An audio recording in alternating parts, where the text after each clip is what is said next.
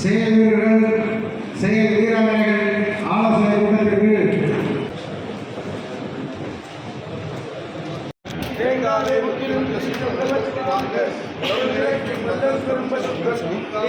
செல்வம் நிறைந்து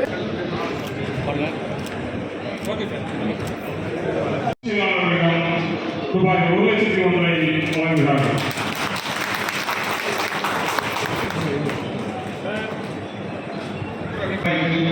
ஊராட்சி கழக செயலாளர்கள், கிளைக்கழக செயலாளர்கள் பலமுறை பொது செயலாளர்கள் பேசியிருக்கிறோம்.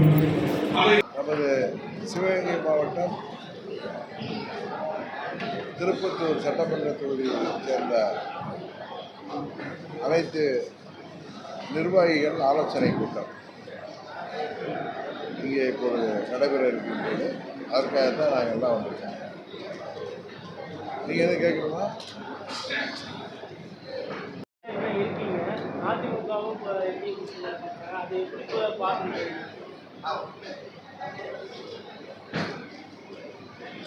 நாங்கள்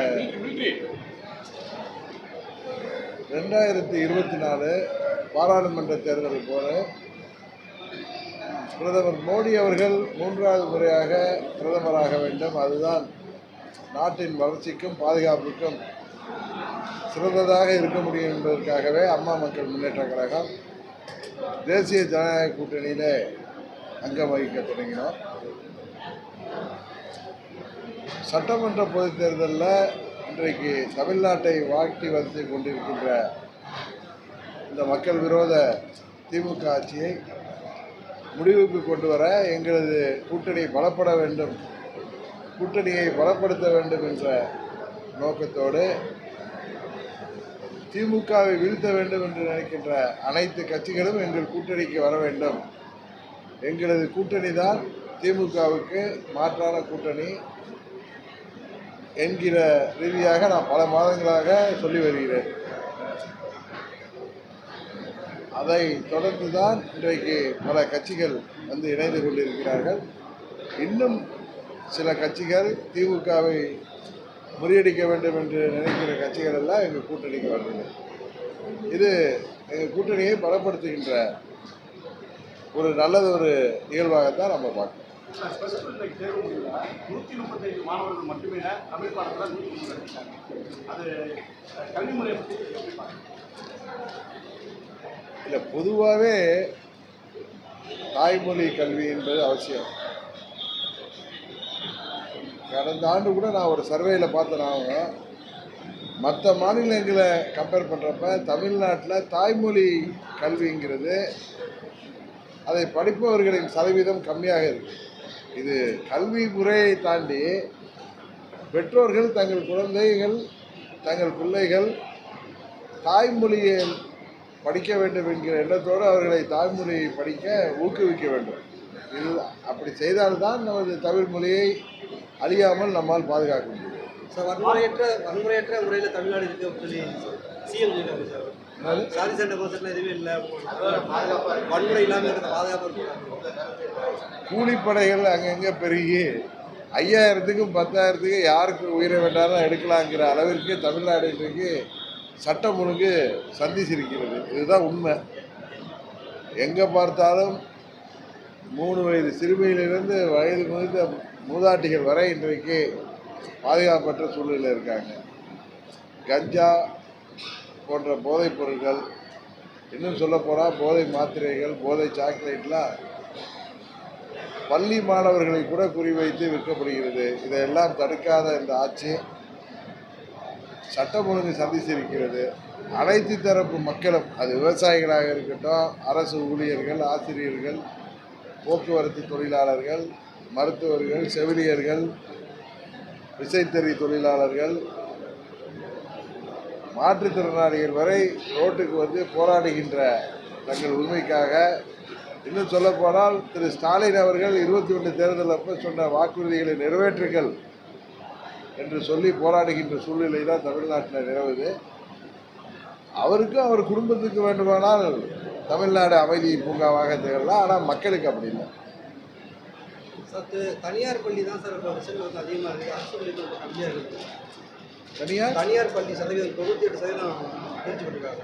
அரசு பள்ளிகள் 95% தான் சார் இருக்கு. அரசு பள்ளிகளில் இன்னும் மாணவர்கள் தேர்ச்சி, கல்வி தரத்தை, கல்வி பயிற்றுவித்தலை அரசாங்கம் சிறப்பாக செய்ய வேண்டும். கொள்கை கூட்டணி வேறு, அரசியல் கூட்டணி வேறு அப்படின்னா சார் எப்படி சார்?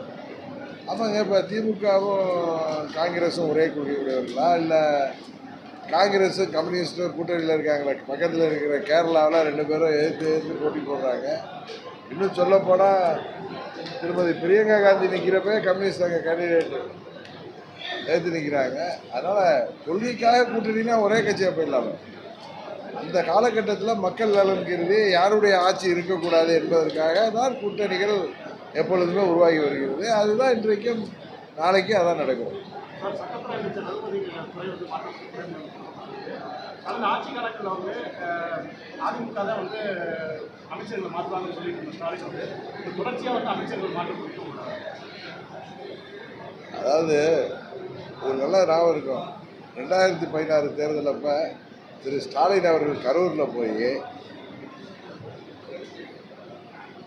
திரு செந்தில் பாலாஜியை பற்றி எப்படியெல்லாம் அவர் ஸ்டேட்மெண்ட் கொடுத்தார். செந்தில் பாலாஜி அவர் தம்பி அசோக்கும் நாங்கள் ஆட்சி பொறுப்பு வந்ததும் அவங்க 2 பேரையும் நாங்கள் கடுமையாக நடவடிக்கை எடுப்போம்னு சொன்னார். இன்றைக்கு அதே செந்தில் பாலாஜியை திமுகவில் சேர்த்து அவரை வந்து சிறந்த அமைச்சராக செயல்படுகிறார் என்று சொல்லி இன்றைக்கு சுப்ரீம் கோர்ட்டு வந்து கண்டிக்கிற வரைக்கும் அவரை பதவியில் கொண்டு வந்தார். அதாவது ஸ்டாலின் தனக்குன்னா ஒன்று பேசுவார், மற்றவங்களுக்கு ஒன்று பேசுவார். தேர்தல் நேரத்திலே எல்லா நீட் தேர்வு முதற்கொண்டு எல்லாத்தையும் நீக்குவோன்னு சொல்லி மக்களை ஏமாற்றியவர்கள். அவர் அன்றன்றைக்கு ஒன்று பேசுவார். அது வந்து ஆட்சி பொறுப்பில் இருக்கிறதுனால அதுக்கு முக்கியத்துவம் கிடைக்கிறது.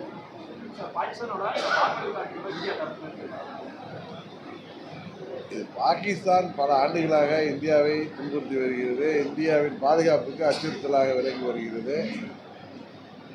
நமது பாதுகாப்பு கருதி இந்தியா எதிர்த்தாக்குதல் நடத்த வேண்டிய ஒரு சூழ்நிலைக்கு பாகிஸ்தான் தான் நம்மை தள்ளியிருக்கு. சார் நீட் தேர்வு கொஸ்டின் ரொம்ப கஷ்டமாக இருக்குது. நீட் தேர்வு கொஸ்டின்ஸ் ரொம்ப கஷ்டமாக இருக்குது. மாணவர்கள் ஃபீல் பண்ணுறாங்க. நமது மாநிலத்தில் கிராமப்புற மாணவர்கள், ஏழை எளிய மாணவர்களுக்கெல்லாம், ஏன்னா நீட் தேர்வுங்கிறது சுப்ரீம் கோர்ட் கொண்டு வந்திருக்கிற சுப்ரீம் கோர்ட்டோடைய நடவடிக்கையின்படி நடக்குது. நீட் தேர்வு தமிழ்நாட்டுக்கு வேணாம்னா அது ஒரு பெரிய ப்ராசஸ். அதை ஒரே கையெழுத்துலலாம் நீக்க முடியாது. இன்னும் சொல்ல வேண்டும் என்றால் மாணவர்களை, கிராமப்புற மாணவர்கள், ஏழை எளிய மாணவர்களுக்கும் நீட் தேர்வுக்கு அவர்களை தங்களை தயார்படுத்துகின்ற அளவுக்கு அரசாங்கம் தான் பரிசு. 2026 தேர்தல் அப்படிங்கிறது எந்த மாதிரி யூகம் சார்? 2026 தேர்தல் எந்த மாதிரி யூகமாக திமுகவை வீழ்த்த வேண்டும் என்று மக்களே இன்றைக்கு வியூகம் அமைத்துக் கொண்டிருக்கிறார்கள். அதன் எதிர்வலியாகத்தான் எங்களது கூட்டணி பலமாயிடும். சார் உங்கள் கூட்டணி நடிகை விஜய் பேச்சுவார்த்தை நடக்கும் சார்? யூகத்துக்கெல்லாம் நான் பதில் சொல்ல விரும்பல. நான் பல மாதங்களாக சொல்லிட்டு வர்றது தான், திமுக என்கிற தீய சக்தியை வீழ்த்துவதற்கு, அந்த கூட்டணியை வீழ்த்துவதற்கு, திமுகவை வீழ்த்த வேண்டும் என்று நினைக்கிற அனைத்து கட்சிகளும் எங்களது கூட்டணிக்கு வர வேண்டும். அதை தான் திரும்ப திரும்ப அதை தான். ஓகே.